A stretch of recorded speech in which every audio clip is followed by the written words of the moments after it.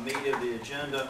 I'd like to pass it off to Corey Gooden, and Corey's going to make an introduction to us. Corey? Thank you, Mayor. I did want to introduce Megan Weiss, our new PI. She's here with us tonight. We're just going to give her an opportunity to say a few things to the council. And if you want to come up, and that way you can have a face and name. Megan's been with us since January. I know that we've been struggling with a couple things here recently with some of our social media, but Megan and I were able to get all of that behind us, although very long, but I did want to introduce her and see if anyone may have any questions. Good evening. And you may remember Megan. Megan's been with one of our local nonprofits now for over 3 years, and she's been with us now just over 90 days. Doing a wonderful job. Now that we've got things picked back up, and got a very wonderful asset for our team next year. Would you like to say anything? It's truly a pleasure. Really, thank you very much for this wonderful opportunity. It's really great to get to know my community, fellow town members. Thank you. It's a pleasure to meet all of you. And I'm looking forward to working very closely with you. Thank you. Thank you. Appreciate you. Yep. Thank you very much.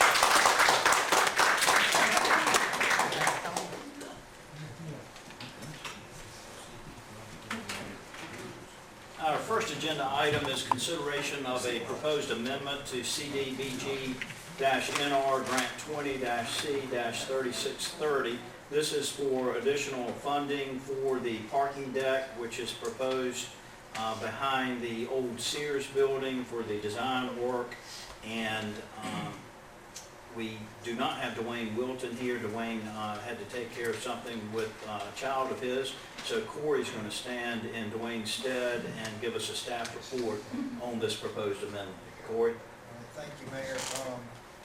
So when we look at this, the town of Edenton has recently requested an additional $330,000 of funds for an increased allocation to the existing CDBG NR grant number 20-C-3630. This is to assist with the additional planning and administration. In this request, the existing CDBG grant 20-C-3630 totaled $750,000. If you remember, that was for the rehab and replacement of homes here in Edenton. It's been a rather long project, but most of those construction projects have started. These additional funds will be issued as grant number 19-D-3630 and will be a companion to the current grant that we have open 20-C-3630. The request for these funds will be used for one, $300,000 allocated for the completion of the design and pre-construction documents of the parking deck at 206 Court Street, and two, $30,000 for the allocated grant administration. Both of these grants are originally geared towards housing, and if you remember in some of the initial thoughts and design around the parking structure, there's a residential liner. And so CDBG was very interested in helping with those and helping with this project as a whole because of their workforce nature. And so that's really all I have for the staff report. I know that Dwayne has worked very closely with Chess on some of this as far as the administrative side, and thank Chess for helping for that. But that's all I have, Mayor. Okay, thank you, Corey. The next subsection for this agenda item is the public hearing. So at this time, I am going to open the public hearing. This public hearing is solely on this issue of the amendment to the CDBG grant. And as we always do, your comments are limited to 3 minutes. Is there anyone here from the general public that would like to speak on this amendment to this particular grant?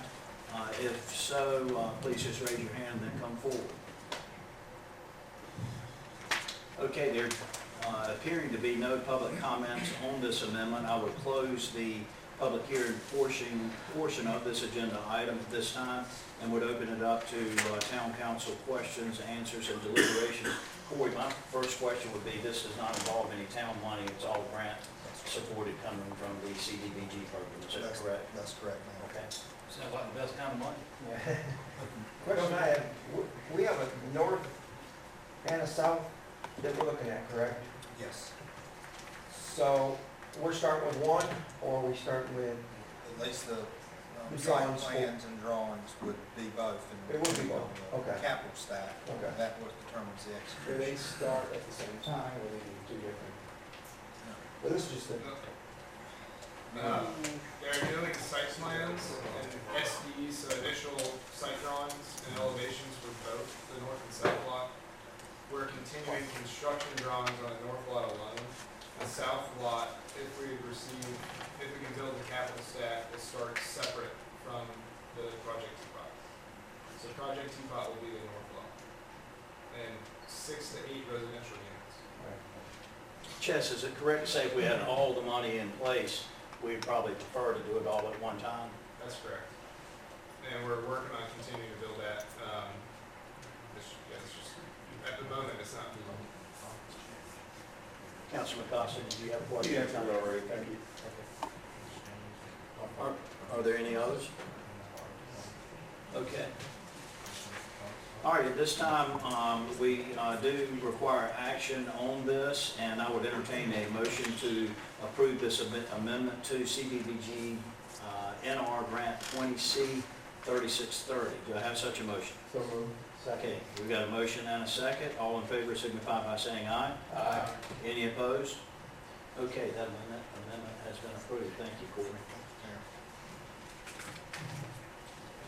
The next matter is a public hearing on case number MSUP 25-04, a major special use permit application from Edenton Holding LLC to do a 144-unit apartment complex at the property located at 1311 Paradise Road, further identified as PIN number 7805-00-85-8917. At this time, the applicant and the staff, the necessary staff, is unable to be present tonight, and I would entertain a request to table consideration of this special use permit application to a later meeting that will be set between staff and the applicant. Can I ask a question? Yes, sir.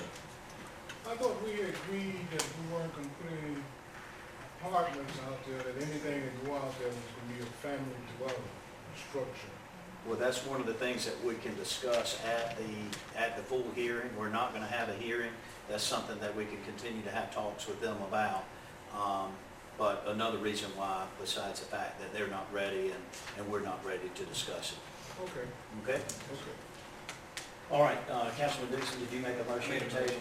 Did we have a second? We got a second from Councilman Miller. All in favor of tabling this application to a later meeting to be agreed upon by the applicant and staff, please signify by saying aye. Aye.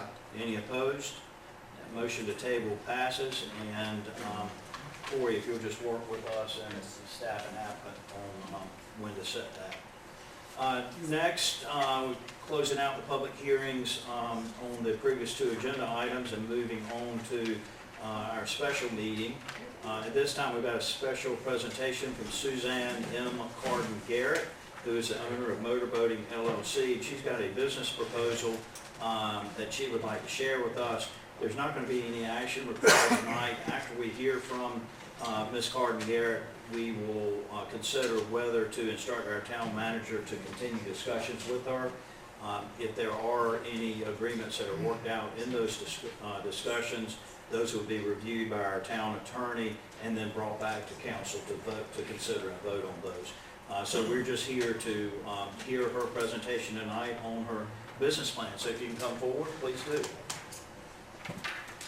Thank you. Thank you for being here tonight. I appreciate y'all having me. Since my initial submission, things have changed.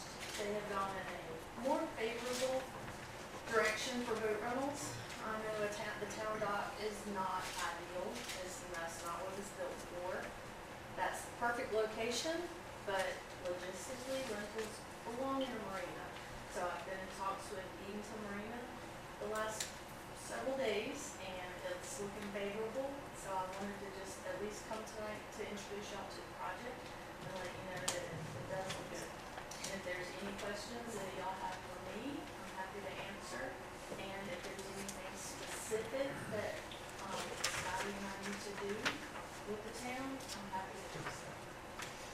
ahead, just give us a brief history of your company and the success that you found in other parts of the city.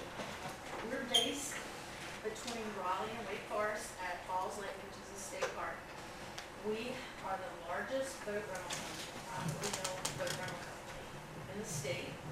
We have over 40 pieces of equipment between deck boats, pontoons of various sizes, and jet skis.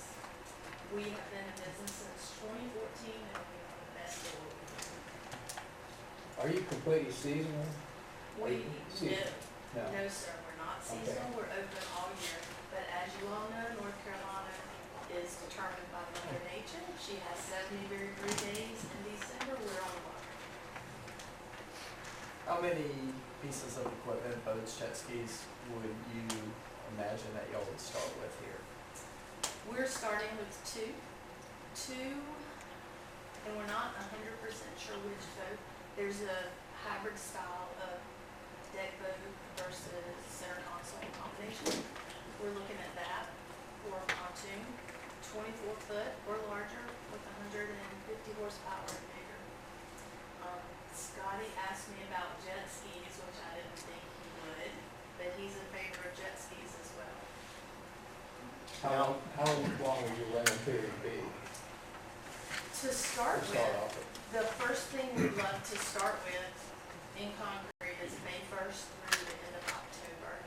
But I'm just based 2.5 hours away, so if it does seem like we're gonna be longer or extended or earlier, we're happy to do that. I'm asking how much time after they Time rent it. duration, How much time, when they rent your piece of equipment, how much time do you give them? time duration. It's gonna be a combination between 2 hours, 4 hours, 6 hours a week. I would love to get a feel for what all of the locals think that they would love.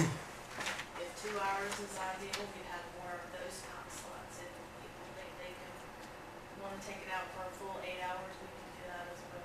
What is a traditional rate where you're at now for like a 2 hour? $291. Okay. $291. We have, that's the cheaper ones for 14-person pontoons, and it goes up to, I believe we have a 23-foot deck boat with a 250 horsepower, and that runs about $400 for 2 hours. So you would fuel right from there? Fuel them back up, or would you haul? How would We you? would fill them up, Okay. yeah. How many employees would you have? Here? 1.5. 1.5. As the demand increases, we'll add more boats and add more staff. And I'm really hoping to hire with them instead of bring them home. Where's the closest place is Elizabeth City, did you say? Is that, Elizabeth City, do you have a, Wake Forest. Wake Forest, okay. Yes, sir. As I understand your initial comments, so right now you don't anticipate asking us for any consideration of any lease space out here. Those operations are going to be hopefully all centered at the Edenton Marina, is that correct? That's correct. Anybody else have any questions? If all goes well with your discussions with Mr. Harrell, and if you need any approvals from us, when would you like to be in business? Before Memorial Day. The weekend before Memorial Day would be when we completely set it up.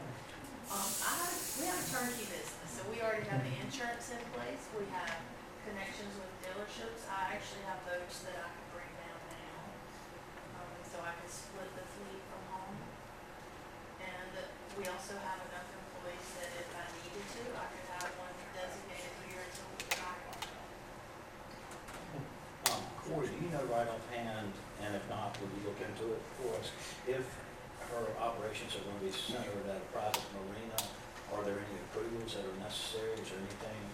I'll follow up, and I don't think that there are very many items that need to be approved.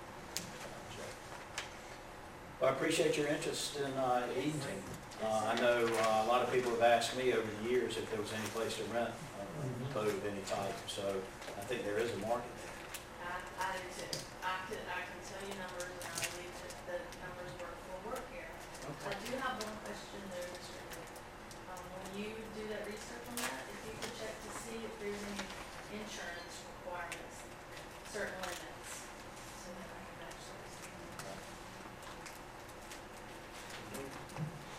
Okay, thank you for driving down this afternoon and speaking with us. Yep, Thank you. look forward to hearing more from you. Okay. Our next agenda item is a special presentation on the Hotel Hinton project update.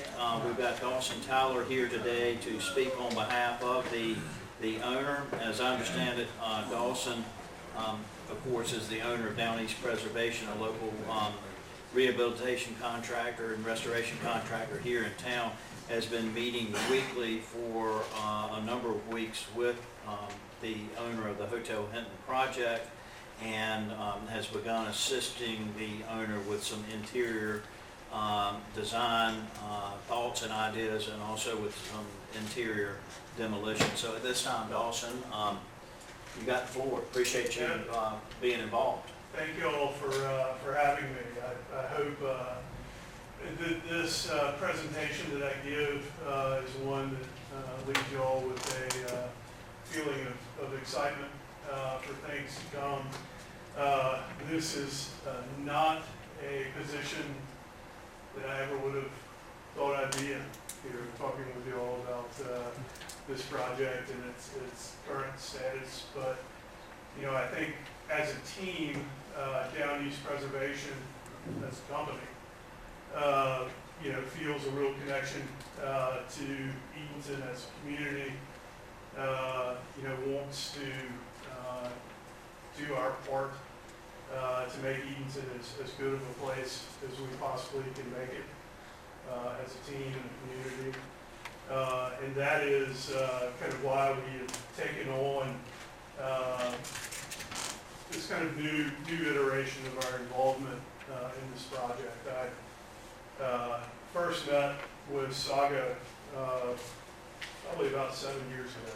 Roland took me down to Kill Devil Hills, and we had a first introduction, and there's been kind of many permutations of where things would go. But this, I think, is a good and exciting direction. So with that, I'm going to get into my presentation here. And turn it on. There we go.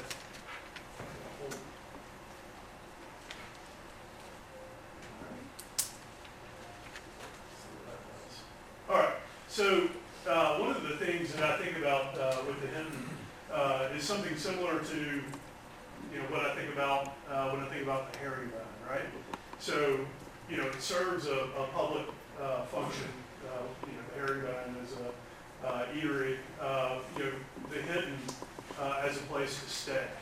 But to me, it's more than that, and we need it to be more than that because this is Edenton and we're a special place.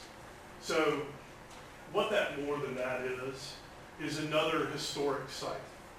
So, you know, my intent in being involved in this project is to drive this thing forward in a way that represents the town, and it represents where the Hinton sits within the town, right in the heart of the historic district, as this map shows. You know, the Hinton has gone through a lot of different cycles in its life. It's always, kind of interestingly enough, if you know the history of the place, it's always been a place where travelers came to Edenton to stay. It's just the history of it. And obviously it sits right beside our historic courthouse. These are all old pictures, old postcards that I've gathered up to be a part of this slide presentation. The previous building that you see here occupied that location, part of me wishes that it were still here. It's, you know, architecturally really interesting, and the proportions and everything of it are really grand. But it's not. But again, it carries on the tradition that started in the mid-18th century with the Horn and Blow Tavern, which was located on the site. And again, there's always been a hotel there. So what our real goal is to bring the building back to kind of what you see in this picture, which was a really attractive mid-1920s. The building was built in 26. Kind of Art Deco inspired place that really sells Edenton, allows people to come into the heart of Edenton to stay, hopefully spend their money with our downtown merchants, and enjoy our wonderful town. So as we've gone through this process with Saga over the past really 5 months, we have focused on that one thought. So we want to bring the plans, the planning, and the execution of the hotel more to what it was, which was a hotel. So what Saga brought to y'all in December was a hotel, but it was kind of an apartment building, right? It was a hybrid, so to speak. And what we have spent the past 5 months doing with Saga is trying as a team to drive this building back to being a hotel. You know, I think if you look out there at the community as a whole and you ask somebody, you know, kind of economically, what do we really want to be there? We really want a boutique, nice hotel that events, weddings, travelers can stay downtown. I don't know if we really want it to be an apartment. In my mind, that's not the best use of the space. So that's what the last 5 months have gone through. And we have worked, I mean, it's amazing how many meetings and how much has gone on. And this is kind of what I wanted to really share with you all. What has gone on over the past 5 months to get to where we are now. And that is countless meetings between the Saga team and Down East Preservation, architectural firms that are involved in it, structural engineers that are involved in it. These are Zoom calls, these are on-site meetings, these are plans, getting numbers. I mean, we have dove deep into this building and the needs that this building has to become what I think we all want it to be. And that is that historic site that everybody would be really proud of. And a couple of things that I wanted to share with you. So just from a tangible standpoint, this is the downstairs plan that was approved in December. So you got 6 kind of efficiency type apartment units. You have 2 small retail spaces, and obviously the lobby, which is kind of where the most intact material from the site still is. Over the past 5 months, we have moved to something that's a lot more exciting to me, and that is, again, focusing on that hotel idea, where you've got 8 rooms downstairs, so we've upped that by 2. And you have much larger retail and commercial spaces. So on the left, you've got a 1,600 square foot space that would be intended for meetings, you know, whether it be Colony Tire, whether it be somebody having a wedding, any of our local businesses. A lobby space that becomes a place where people want to congregate. It really is a beautiful space, and it, again, has a lot of kind of the Art Deco inspired finery is still there. And then on the right-hand side, which is closest to the courthouse, a tavern, where we intend to take the reproduction cupola house woodwork and form that into a one-of-a-kind bar that tells that story of the cupola house, tells the story of Edenton and that preservation spirit that we have here. And again, kind of acts as one of those sites that everybody wants to go see in Edenton. It tells that story, right? So as part of this, we realize that everybody's feeling about the Hinton in this town isn't all rosy. It's been a long time. It's been a long, long time. And given the direction that is going on now, you know, we want to have a slight reset, not just with the town council, but with the citizenry of the town. And so what our plan is, moving forward, is on the 30th of May, so Friday, not too far from now, we are going to have an open house in the Hinton where we're going to invite the entire town to come take a look at what we're planning, to come take a look at the design boards for the spaces, the design boards for the rooms, the look and feel that we're trying to accomplish in the space, to go and see what still remains of the 1926 structure that's there. And, you know, I'm excited, my team's excited, and we are working really diligently to bring this thing to something that I think all of you can be proud of, and hopefully the entire town of Edenton. I've got one more slide here. We just kind of put this together real quickly, but those are elements out of the cupola house, you know, kind of superimposed behind the bar. But if you're familiar with that woodwork, you know, how neat would that be?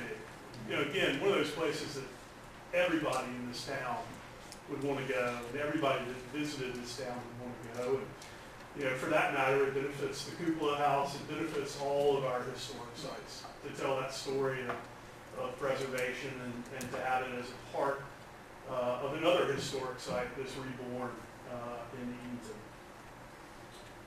So from there, I'm open to questions. Are you looking at the facade going back to a 1920s look? We are. Like that first postcard that So you the showed? one that I would like to see us land on is right there. Okay. So a lot of glass in those commercial spaces, getting the awnings coming back out to give the building a little bit of dimension. You know, it's very kind of flat in its current iteration. But that is what I intend for this to look like when we finish this project. So, you know, we have several guidelines that we presented them already. Can we still stay within that? We're pushing towards it. Okay. So the one thing I would say, Bob, you know,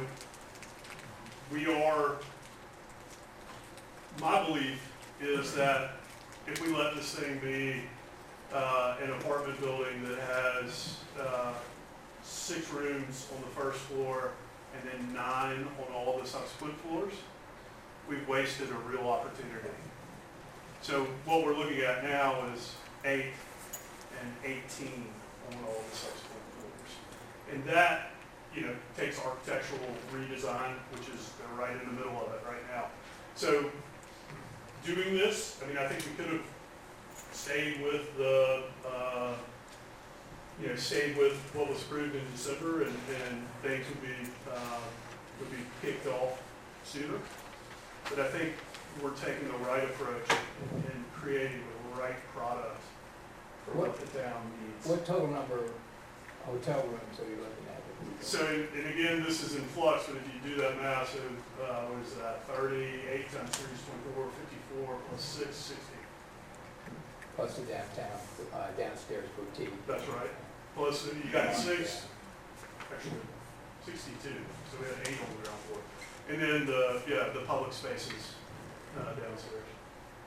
I think that's what everybody That's what we need. wanted, yeah. Yep. Exactly. Well, yeah, as I recall, the residents and this body were in favor of that type of proposal in the first place, and kind of gotten weary over the years of nothing happening, and were willing to concede on that a little bit in order to try to get something going. And they would have to come back with some new plans, since it's, I guess, material enough, then we would have to approve that. But it does feel like what at least our intent was in the very beginning. So you had a picture of some the first floor, and I think it was entitled "Cleanup Photos," something along those lines. Have you finished the demo and initial cleanup of the first floor? We have. Okay. Yep, so we demoed all of the walls that were not native to the 1926 building. So we've opened up those spaces to the size that they would be when they're finished out. kind of doing a little bit more cleanup, just trying to get the place really tidy. We're also going to address, how it looks from the street in the near term as far as the windows and, what you see when you go by it. Because again, this is such an opportunity to do something really, really exciting. In this phase, if you take those horrible 1960 county-inspired, terrible, glaring era modernist things that Jack Gruden put in out Where on the main street, the ones that are on the street. yes, those well, things, so yeah. once we get into the building again, Sam, How do you really feel? the goal is to get it back to, it'll just be one storefront on each side, Right. but all of that material that's in the middle gets blown out. And that's the thing, so the columns that have the segments that go up there, they're still there. Yeah. It's just they pulled everything out so that it's flat with it. And it removes all the detail and the interest from. And there was some type of railing between over the two side sections too, in some of the pictures. I think it was, I can't remember. It was great. When you go back to the Hughes Hotel, the other one, let's see, not that one. Right. One more. Come on, there we go. I just want y'all to notice that light, that's town light fixtures in there. It's got nothing to do with the hotel, but just as a learning tool here. Dawson, over the next couple of weeks, is there demo anticipated on the upper floors? Have you gotten to that yet? Not at this time, no. So, once we got to get back to y'all and get approval for, what the hotel final plan looks like. And, once that gets approved, that demo would then become appropriate. During the initial cleanup, did you find anything interesting that kind of blew your I mean, mind? Craig, the thing that kind of blows my mind, to be honest with you, is just in that lobby, I like sitting in there and looking at the tile floors, original, those columns with the Corinthian capitals on them, original. I mean, you can really, if you put your mind to it, you can imagine what the thing looked like in the mid-20s. And it was a really, really beautiful building. Yeah. And that's the fun part. That's why I love my job, Good. is that part. It was still, I guess Elton and I probably were the only two that remember it, but it was still really attractive in the, mid to late 60s.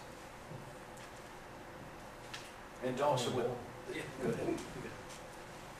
I'm not trying to be funny, what we still looking at, about a 4 to 5 year project here for you to take your time and do it right? No, sir. No. So this is something that we intend to do fast. So Gary Higginbotham behind me, I'm very lucky to have a talented team. He did a earlier 20th century hotel in West Virginia between his stints here in Edenton. And we think that when we start that building to when we finish it, it's a 12-month project. 12 months? 12 Yes, sir. months, we thought 24. 1 year. Okay. And Dawson, given what you told us has been going on and all the site engineers and plans and design elements and things, based on your experience of working with them over the last 5 months, does it appear to be a go? It does. In your So professional opinion? there would be no world in which all the money that's being spent would be being spent, all the time that's being spent would be being spent, all the excitement and mind share, it's a go. And are And you, and by the way, that is the only reason, if I had the slightest feeling that it wasn't, I would not want to leverage my company to be a part of that. I mean, I want this thing to be done in a way that we're all proud of, but done. and how would you describe the level of receptiveness that the owners have had to your ideas to, hey, you need to consider this, or hey, you need to make it uniquely Edenton? Are they listening to you? They've been extremely open-minded about it. To the point that, they have a in-house design staff that typically does finishes and all that sort of stuff. And, they have said, look, y'all seem to have a good idea of what makes Edenton tick. We want to use your people to pick out everything down to finishes. So I think one of the frustrations that we had throughout was we didn't get the feeling that we were being listened to. We didn't get the feeling that the neighbors and the public was being listen to, but hopefully a changing of the tide. Dawson, would you be doing the quarterly updates for us? Yes, So 3 months, come in and let us know what you've done, what's going on. enjoy doing it, and I think it's good for y'all to know where things sit. So, happy to do it. And I know Sue and team have been, at least twice a month in touch with Corey and Dwayne, if not more frequently, working through issues. But I think this is important. I think it's not only important for y'all to hear it, I think it's important for the town to hear it as well. Well, this does not require any action on our part. Dawson, we look forward to seeing the publicity about the May 30th open house, and look forward to quarterly reports from you or someone else. Appreciate it. Thank you. Thank you. And thank you. Next, as you recall, our partners in town through various agencies give us an annual update, and it's time for the annual update from the Edenton Chowan Partnership. We've got with us tonight Michelle Maddox and also Chess Chesson on behalf of the partnership, and we just asked that the two of you come forward and make your presentation. Thank you all.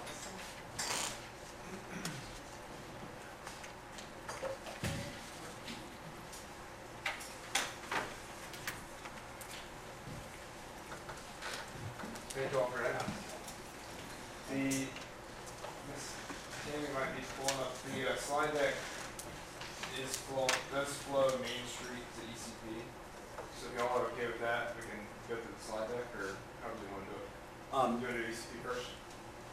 Whatever you would like, just as long as we get a presentation on both, and whatever works well for you. Yeah, I'll bring it over. In a sec.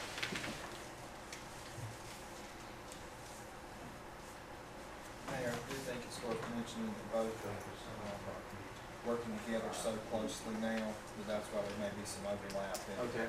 the presentation tonight, both Yeah. Michelle and Chess. Really good team focused on economic development.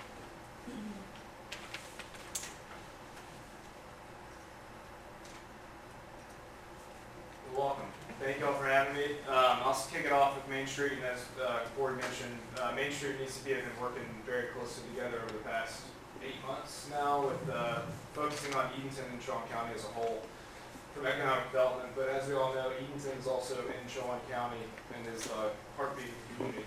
So I'll kick it off. First and foremost, we are now doing business as Main Street Edenton.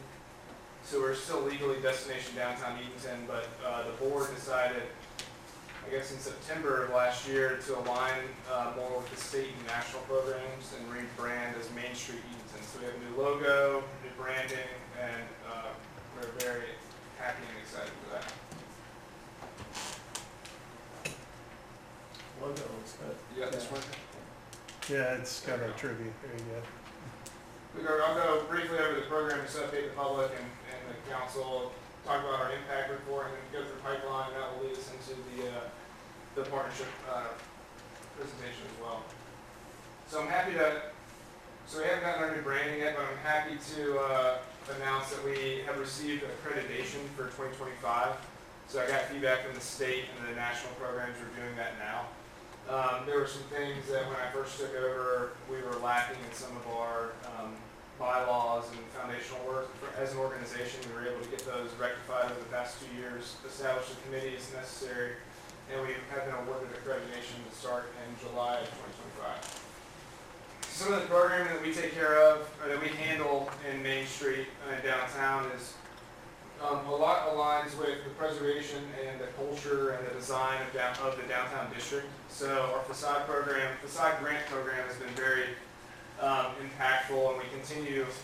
My goal has been to continue increasing that budget item. This past year, we've awarded $6,000 in grants, and that's a 50-50 matching grant for any business or building owner that wants to maintain the facade, upgrade the facade, renovate, new paint. So 2 of these projects, we got the teams in the room right now at Down East Preservation, they're doing Down East Home, excuse me.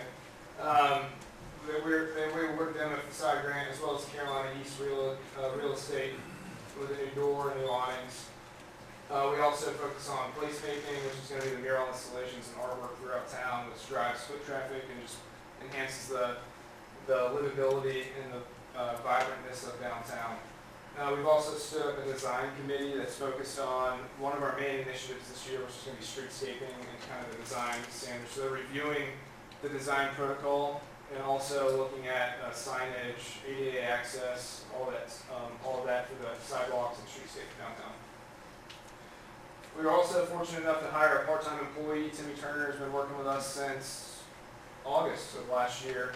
And a part-time status, he's been helping us roll out a lot of our social media messaging, doing business spotlights every week, which have been very successful. And then he's hosting quarterly merchant meetings, and he started a volunteer meetup program, which we had our first one in February of this year, bringing all the nonprofits together in Edenton to meet at the Legion, inviting the community to come out and interact with all the nonprofits, learn about what they do, how they can get involved, and interact with their community. Some of the events that are part of our calendar. So last year we had Sounds of Summer and Boogie on Broad. We rolled in Sounds of Summer from TDA. This year we're starting to bring on Sunday block parties as a function of Main Street. Christmas tree lighting, trick-or-treating, and we helped put on the Sister Sadie concert for the Edenton Tea Party 250th. So all of the organizations, the 250th was a collaboration of all of the nonprofits, the Parker House, or Historic Commission, TDA, Chamber, the library, everybody working together to create an event for the weekend, which was a lot of fun. So what does all this do? What does it mean for the downtown economy over the past year? So we've had 8 net new business openings this past year. 6 of them were 3 weeks ago now. The Brick opened with 3 businesses in there. Down East Home opened their retail shop. Broad Street Diner downtown, Great Beards. Edenton Tea Company expanded their business from East King Street to downtown on Broad Street and did a wonderful renovation of the Josephine Leary building. And then Carazzo has reopened what used to be the Carriage Culinary. So if you remember last year, every dollar of public investment, we were able to see $17 of private investment downtown. This year, I'm happy to announce that we've received $23 of private investment downtown. That's through building acquisitions, renovations, bringing new businesses downtown. So these are the things that we track every year and submit a report to the state. So they track that statewide and also nationwide. Another exciting piece of data that we found this past week was, on an average, the North Carolina state sales and use tax had a growth of 2.2%. When you dig into the data, Chowan County had a growth of 13.2% in sales and use tax. So that's retail dollars being spent in our community, going to our mom and pop businesses, going to our local employees, and we're the number 2 highest sales and use tax growth in the state, which is really exciting. Upcoming projects, I'll keep this brief. We have a lot going on downtown, a lot coming in the pipeline. We've got about $15 million in investment. Primarily, a big piece of what Main Street, the partnership, and the town and county are working on is Provalis, bringing them into 211 South Broad or the Brick. So these are 95% complete floor plans. We're on weekly calls with the design build team and Provalis and their integration team. To finish this up, we're starting construction drawings in the next 2 weeks. And this will be the 2nd and 3rd floor, the mezzanine, and then a rear entrance for the reception, HR, and site admin. As part of that, we've kind of mentioned it already for the CDBG funds, but the parking deck concept that we're working will be part of the new market tax credit structure. So I tried to orient the map. So plan east is actually north. So if you're looking at Court Street's on the bottom of the screen there. So these are the plans. These are the initial site plans. They're working on more detailed engineering and site plans now. We should have the finalized site plan next week to bring the planning board, and then that'll come to town council for approval as well as preservation. But the most exciting part of this concept is the residential liner as well as the additional parking capacity that will come with all the development that we have downtown. Like we mentioned, we're trying to run these projects in parallel so we don't disrupt plans in the next 5 years when we're able to raise funds for the south parking lot. But all of that's going to be contingent on building up the capital stack. I'll mention this briefly. So on that, the People's Building, the Ordnance Building, depending on what area you were in Edenton. Is under new ownership now. Everyone's met Rebecca. They officially own that building, and they're working on securing construction loans to see their project come to life. So those are three major projects that we should see in some phase of development in the next 2 years. Chester, will you go back to that? On the right, you've got some schematic drawings. Yes, sir. Down at the square one on the right side, down on the bottom of that, there's 4 or so separate units. Are those the proposed housing units? Yes, sir. Okay. Can you just talk about that briefly so the public is aware of that element of that design? Yes. So these are the initial conceptual thoughts to get us thinking about residential liner. All of the preservation architects that we've spoken with when we started talking about parking decks, they all recommended a residential liner to keep Court Street residential, to minimize the viewscape impact for the existing residents of Court Street. Those units, being part of the new market structure, there's a requirement for those units to be capped for workforce housing. So an 80% AMI. I won't get into all of the jargon and lingo, but that restricts those housing units to be for our teachers, our local workforce. So anyone earning less, 80% AMI right now is $60,000 or less for a family of 3. So the concept we're moving forward with is 2-bed, 1-bath units. We think we can fit about 8 in that footprint. I was given a really cool back of the napkin elevation of what the architect has in mind, and it's beautiful brick with some integrated wood for a shared front porch and then another brick facade. We'll have that next week to share at the planning and preservation meetings. But that's the rough concept. For the new markets, I think 25% of those units need to be at that workforce housing cap. I believe for this project, for uniformity, for cost engineering, having all of those units engineered and built for workforce housing and keeping those in the affordable housing unit kind of sector for us is the best use of that property. We're looking at selling or retaining for rentals. At least for the next 7 to 8 years, they need to be retained as rentals in the new market structure. Once the new market structure is unwound, then that's a whole other conversation for the council. Any other questions on this while we have it? Happy to answer them on the go. So the additional investment that is in the pipeline is working, and is all investment that gets investment. I've already spoken to, and Dawson, I can talk about the hint any better. The hotel inn is in the works. The Gorgon's building's in the works. We have the Pocket Park, which is next to Crestwell Park, which is also in conceptual design phase.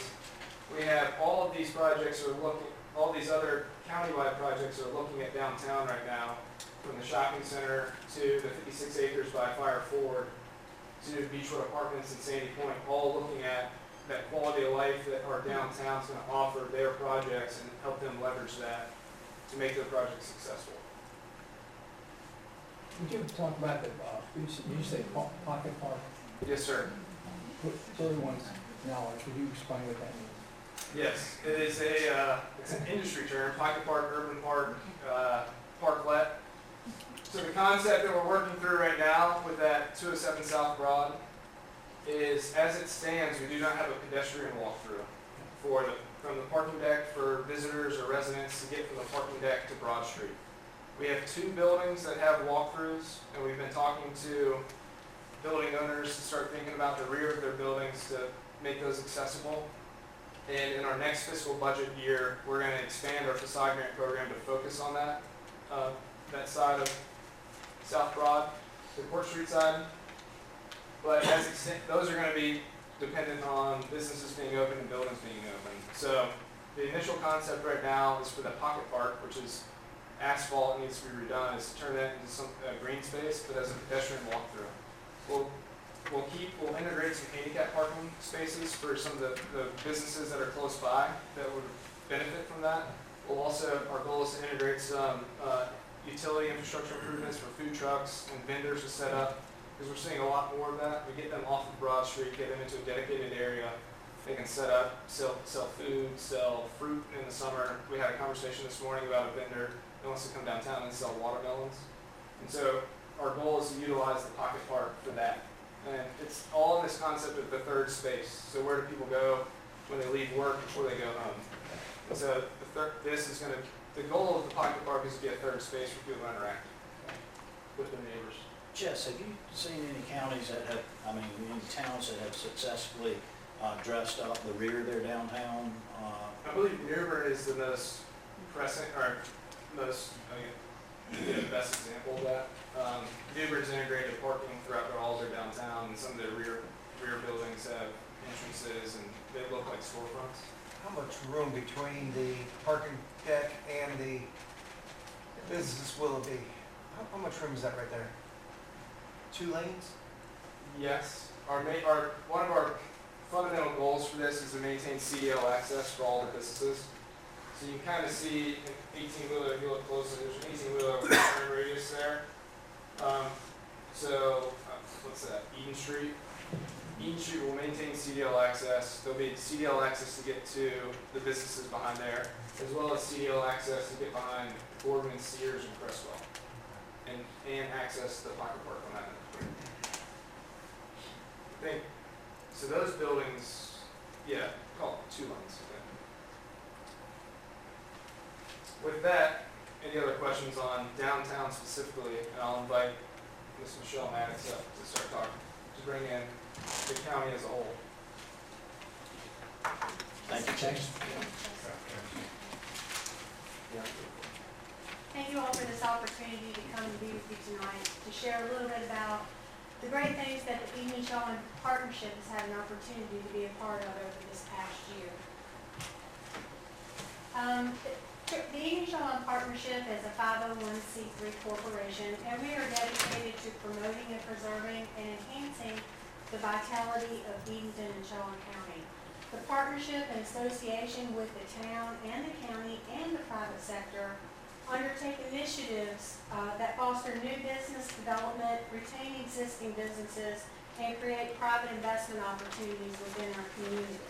We work to improve the quality of life by fostering workforce education, awareness, and promotion of the town and county, as well as providing information to new residents and economic development interests to build a stronger, stable, social, economic community.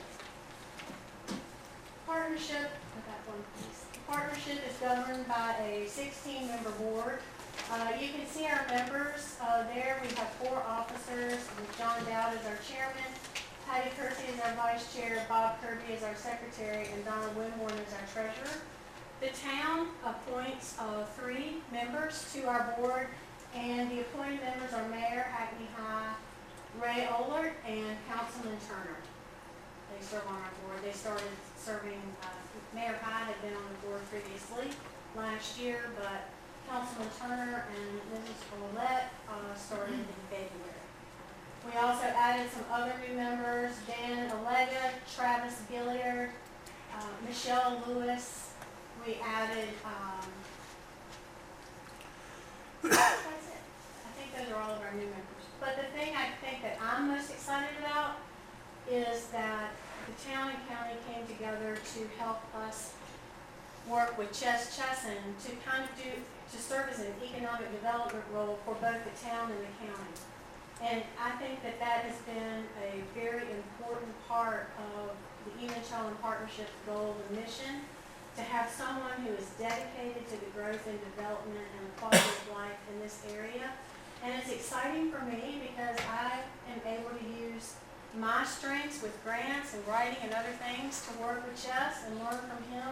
So for me, it's been a very exciting year, and I look forward to the projects that the town has together and that the partnership has together. And I just think it's very exciting, and looking forward to 2025, leading into 2026. We also appreciate our local government partners. The town and the county provide substantial amount of funding to the Edenton Partnership to enable us to do the things that we do for the community and with economic development and workforce education. The partnership is organized into committees. The partnership has selected these areas to work on. They have an education and workforce development committee, a committee that focuses on the Edenton Airport Industrial Park, workforce housing, senior living, and broadband throughout the county. One of the things that the partnership has really been focusing on over the last year especially, and able to work with Jess and the town and the county in more depth, is grants administration. We are currently working with the town with some grants with the Department of Commerce for building and reuse grants and 1NC grants. Building and reuse grants are Albemarle boats. They currently have an $150,000 grant, which they have used for the renovation of their facility there. Also, we partnered together with the town to help with Project Teapot and Provalis to help garner $425,000 in building and reuse grants and a 1NC grant. We've also partnered with the town more recently to resubmit and revise and resubmit an application to the North Carolina Department of Commerce for the Industrial Development Fund grant. This is as you all know, is the water main project for Paradise Road and Peanut Drive. That grant is just over $762,000, and it's very exciting for us. Not only are we going to be able to provide a much stronger and better water supply for our industrial partners, but we also have 3 communities in the area that will be benefiting from a better quality of water. And so we're very excited to get that project off and running very soon. We also were able to we're currently working with Chess and the town with Project Teapot on a Golden Leaf Open grant. We have submitted stage 1, which is the initial application to Golden Leaf. We're requesting $500,000 to help support the development of Teapot and the accompanying projects that go with that. The Airport Industrial Park, we are in the process of just closing out a Golden Leaf grant, which we applied for a year ago for due diligence work out at the airport. It was in the amount of $40,400. And that grant has enabled us to do some of the initial work that is going to lead to, after we are able to complete this grant, an opportunity for us to apply with Golden Leaf for more extensive site development work out there, where we're hoping to be able to clear off the remaining lots. Right now we have 6 that are what we would call shovel ready. So we're hoping to be able to apply after this grant is closed for additional monies to clear out those lots and hopefully bring in 3-phase electrical into that area. The grant, I just got word today, we had finished all of the work as far as the existing utilities analysis and the wetlands predetermination. There was about $7,400 left over because some of the projects came in under budget, which we were excited about. So I submitted a request to extend the grant and be able to use it to complete the wetlands study out there. And we just received word today that that's been approved. So they are going to grant us an extension, and we'll be able to use that $7,400 to complete that. So hopefully when we go for the big money for the site development, that won't be something that has to be done for that phase. Over the last year or so, we had sold lot 104 Windless Loop in the industrial park to Focus Broadband. And I don't know if you've been able to go out there, but they do have their building erected, and that's going to be their local office where they work out of here for Clemens in Showan County. So we're very excited about that building and that is completed. So we are also under current negotiations for the sale and commercial development of the firing range. That's been happening over the last 2 months. Nothing has been finalized yet, but we're hoping that this is going to turn out to be a very good public use that would be available to the public for use of the firing range and the property there. And that will allow the police department, local law enforcement, and others to continue use of it free like they are able to do now. So we're excited about that and hope that that's going to be able to come to fruition. as far as business recruitment goes, the partnership was involved with the Whiskey Project Group recruitment. We were able to work a couple of years ago with Mr. Simon Rich, who is the president and general manager of Riverwalk, to help him make the property available through EdPNC for people like the Whiskey Project Group to consider placing their business there. The Whiskey Project Group, as you all probably know, they produce tactical watercraft, and they have some government contracts, and they are actually the second defense contractor on that property that the partnership is actually been a part of and helping to recruit. So we're very proud that we were able to be a part of that. We helped, as I said, get the information as far as getting the perspectives and all of that to EdPNC so that they could share it with the company. We also helped arrange for the site visit when they came, and were able to assist Mr. Rich in the plans moving forward in any way that he needs. We are also we feel very honored that we've been able to be a part of the Pavalis project. We see this as a great opportunity for our community and to bring in a great community partner that's going to be bringing in high-tech jobs for people in our community. So we're just excited that we can help with the grants and be supported in those ways. Midway Drive property, for years, the Midway Drive property had been under a conservation easement, and the partnership had been trying to get a release of that and a conservation swap with the town. And I'm not sure how long it took, but it was a long time. And it finally came to fruition. The partial release of the conservation easement was recorded in June of 2024. So that enabled us to be able to have the property surveyed and plotted. And we have been able to have some interest in the property out there. Project Phoenix is a sale and land transfer agreement. It includes 1 acre that has been subdivided from that particular property to include the quartermaster building. And a company here locally is interested in that for their business expansion. The remaining 18 plus acres, we're in the process of working through the negotiations and a lease sale agreement for the remaining 18 acres or 18 plus acres out there for another local company here in the area for business expansion. So none of that has been finalized yet, but that's where we are with those particular properties. So over the years, when we look back at the last 10 years, the partnership became a 501c3 in 2012, and a lot of major projects have been able to take place since 2015 moving forward, with starting with the $30 million renovation out at Jimbo Jumbo's and moving forward to the things that the town of Edenton and the county are working on today.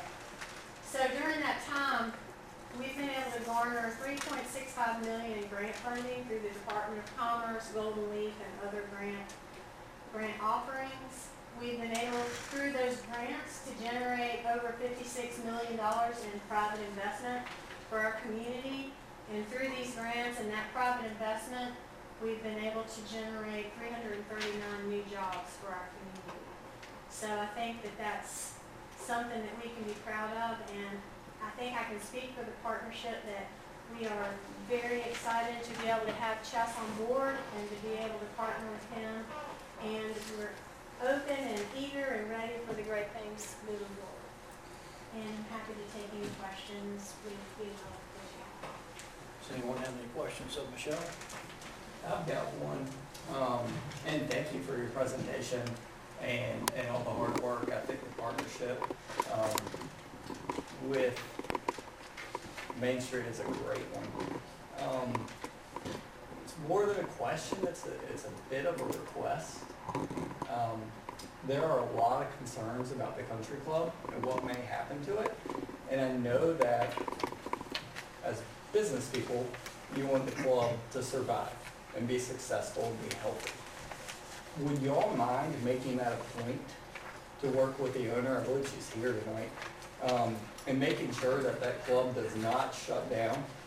There was a lot of concern that at the end of this month, it would be closed. And I believe an agreement has been reached. I know they're gonna operate through May now. But it is something the town, the county, all businesses need to work. So if y'all can make that a point, it would be much appreciated. Well, that's something that we can definitely make sure we bring up at our next meeting this month. And we probably certainly need to know more about the needs and how we can be involved, but we'd be happy to share that with the board and see how we can help out. Thank you. Yes, sir. And Jess and Michelle, I appreciate you coming and giving us this annual report. And as some of these projects develop, we hope that you come back and don't wait another year, because it's been very exciting to hear all the big things that we've got going on here in Edenton. So just thanks to both of you.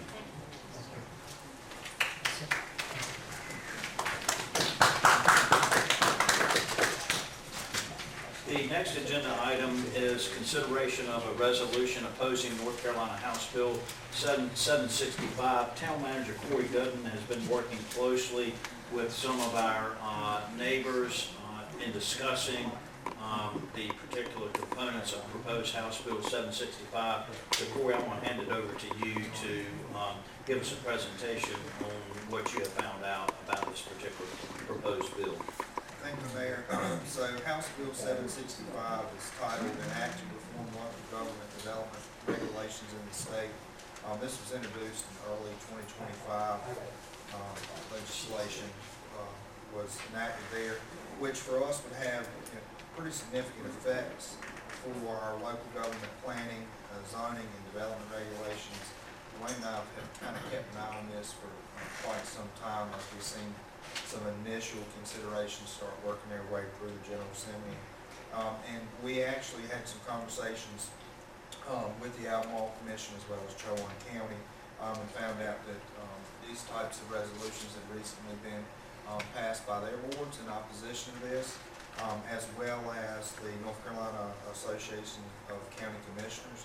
And so for us, I know one of the big things is why would we be in opposition for this? And one thing to share is that House Bill 765 would significantly alter our local governing structures.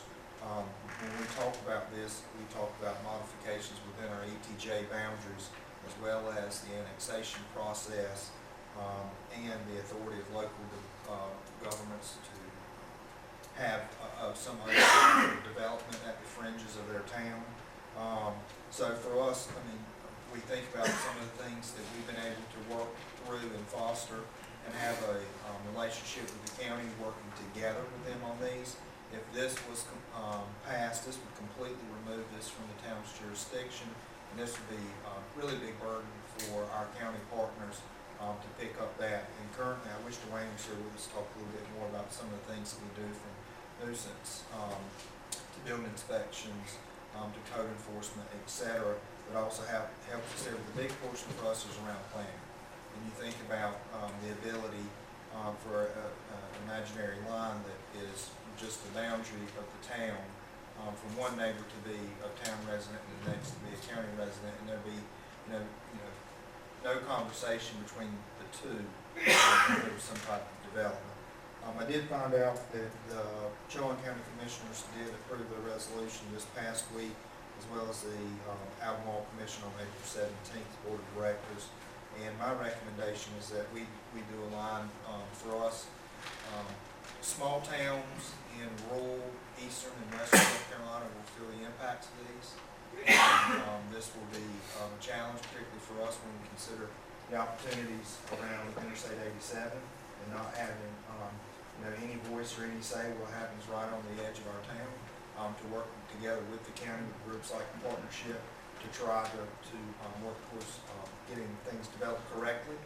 So I do recommend that council approve a similar resolution, and I did include that in the agenda packet, Mayor. Does anybody have any questions of Corey related to this bill? How's that progressing? Do you know?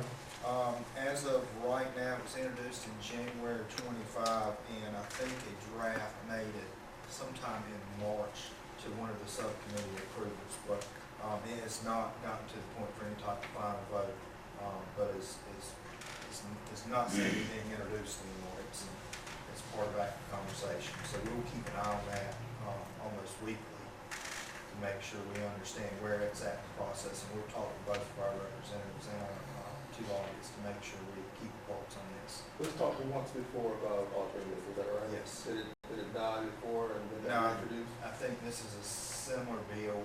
I think there's some restructuring in it, but I think that was the very beginnings of where we are today with House Bill 765.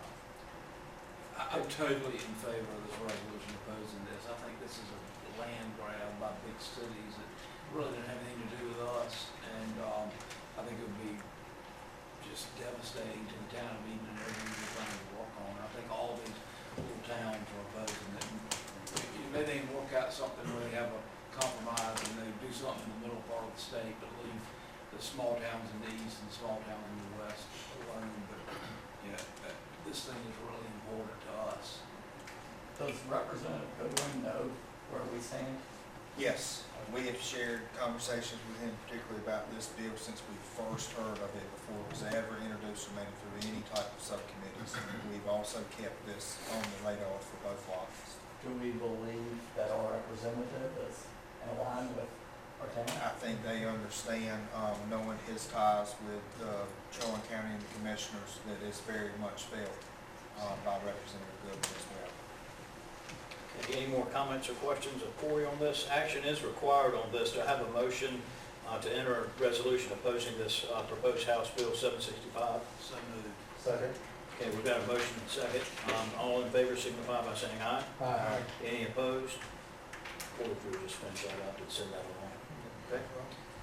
The next agenda item also requires action. This is a contract amendment to Task Order 16 related to the Paradise Road Water Extension Project.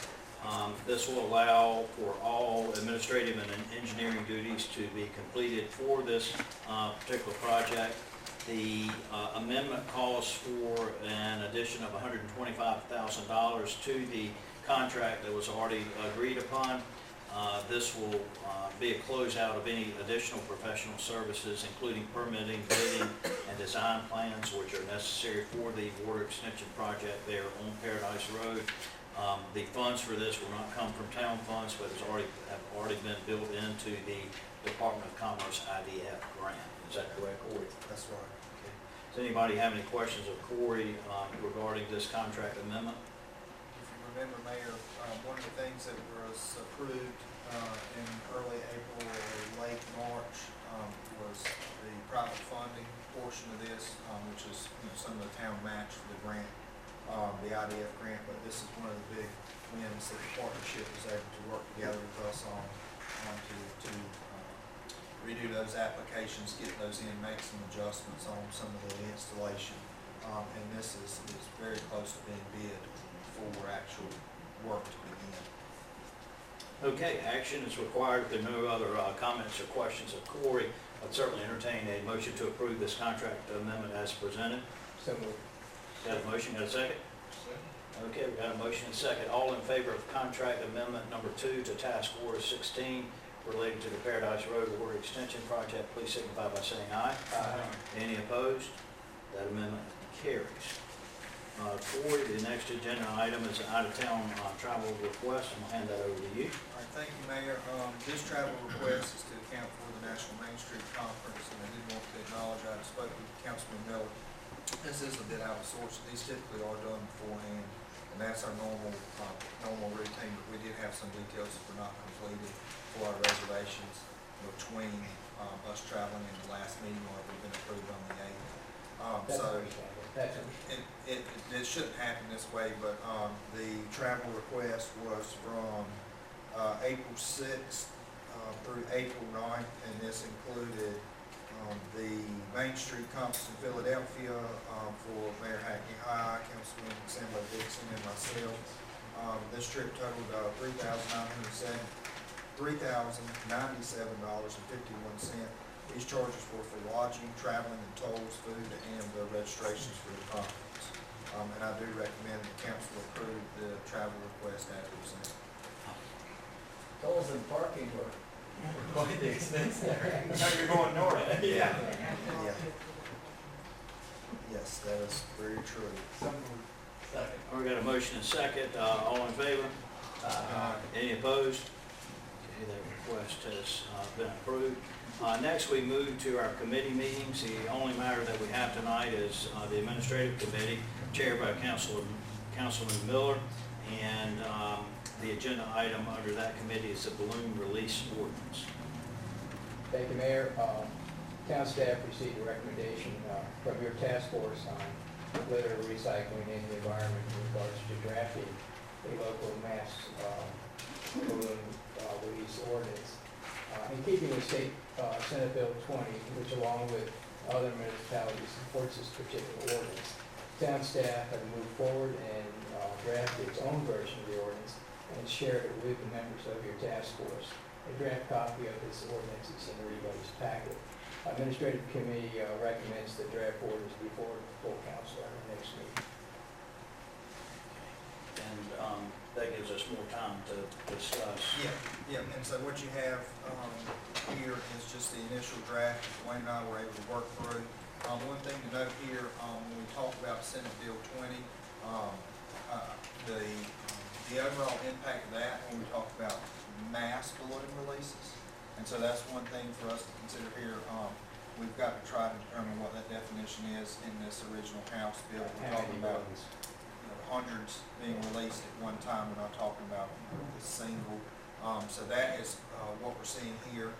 Council has the option with this ordinance also kind of a lesser step than the actual ordinance is the opportunity for a resolution if this wasn't passed to still show support.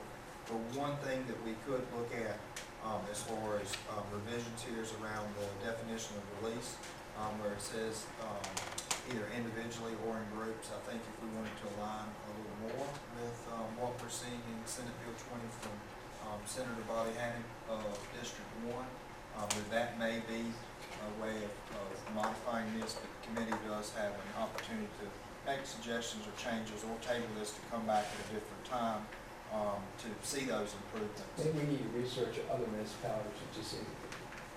And also concerned that I've raised in my own mind is the state going to enact its own ordinance, its own statute codifying this as an offense? And if it is, there's a state statute says you can't steal. Right. And we don't have a local ordinance that says you can't steal because the state statute covers that. And that's one concern So that maybe I would have. best to kind of hold off a little bit. Well, one thing that I would still like for it to move forward so we can continue this discussion, either passage of something that we can all live with or a resolution in favor of the state passing such an ordinance. So, have you done any research on other municipalities to see what they've done? I know Currituck County has adopted some type of So most of the coastal towns, we also found there were a handful along the Pamlico region that had ordinances. Most of these we'd seen on the coast. There were some letters of support from some of the counties, particularly Clemens, that approved something in the last 2 weeks ago.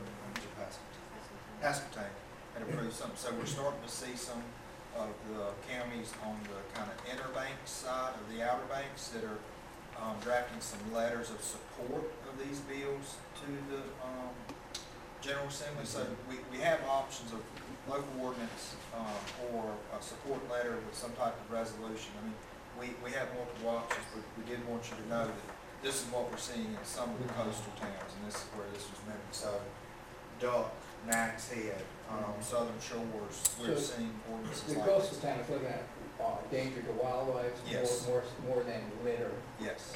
Do we have any data on the amount of balloons or mass balloon releases that happen in Shelburne County, or the last one we know about it happening, or, I can only think of one in my entire time in town over 8 years. That I I remember there was a large group.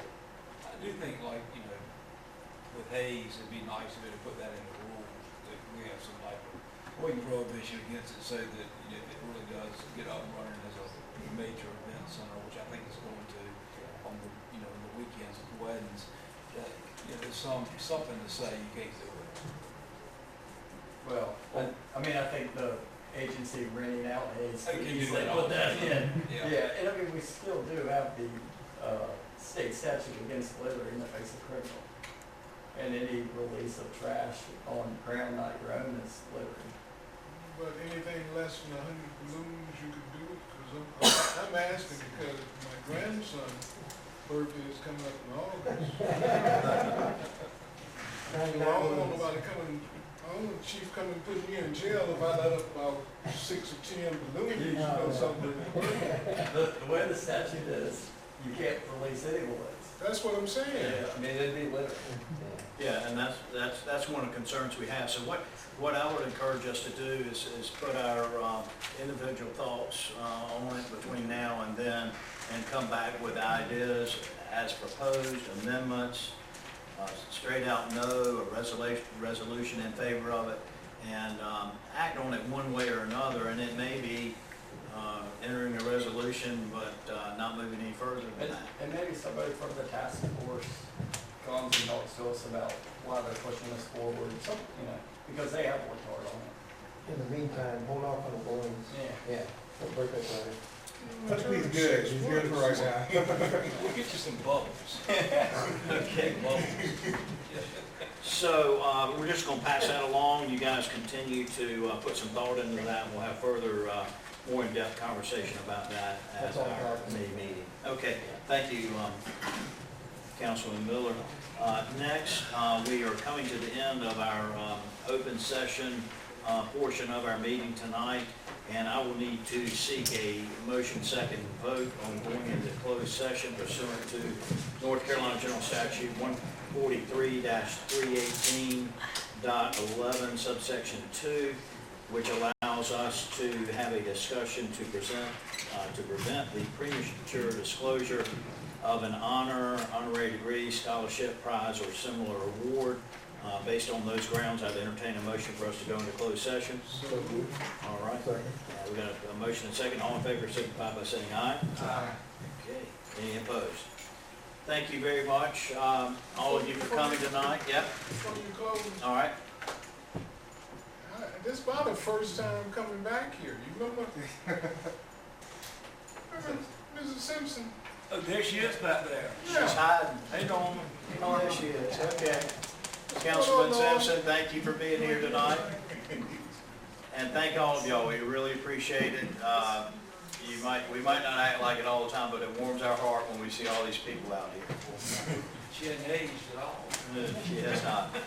But at this time, the open session of our meeting is closed, and we'll go into closed session.